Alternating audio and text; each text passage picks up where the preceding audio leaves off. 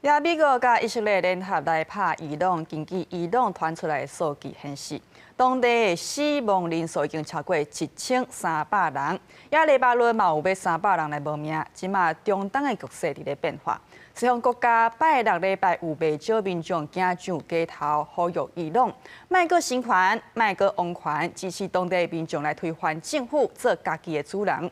也嘛有人反对美国甲以色列发动这场中东战争。 美国加以色列的军事行动可能会改变中东地缘，甚至是全世界局势。面对这个变化，西方国家伫拜六有真侪民众上街头发声。伫法国巴黎，伊朗全国反恐委员会发动的街头活动，要求推翻专制政权，也莫搁由王权取代，由伊朗的人民家己来推动改变。 destiny of Iran is in the hand of the Iranian people. It's not helping only the bombing from the sky, and you can't change the regime, tackle the regime only from the bombing. 港湾伫巴黎是有无同的声音，有支持攻打伊朗的民众，也着感谢川普，也阁互伊朗再一遍伟大的报条，因支持流亡在外王储巴勒维转来伊朗主政。 因若伫北美地区，是有2种完全无同的意见。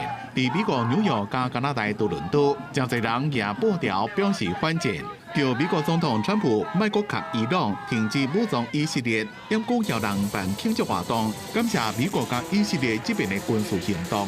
Today we need to show these people we don't accept like Israel and whatever they do in Iran. Well, right now we're really excited because finally, after 47 years of trying and not being able to get rid of the regime and Ayatollahs, we are finally able to do that.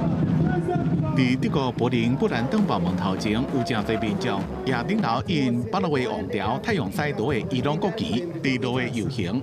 Eine Freiheitskrieg, menschliche Hilfe an uns, genauso an Venezuela ist diese Hilfe gegeben worden, jetzt Iran und hoffen wir in Zukunft an Kuba. 甲海外热烈的气氛比起来，伊朗的首都德黑兰受到外部轰炸的惊吓，民众的心情真紧张，也讲希望战争赶紧结束。黎巴嫩贝鲁特是因为局势恶化，有30万人无家可归。 就志工设援助站，替无家可归的民众提供食的，希望因为战争受影响的民众会当得到紧急的救济。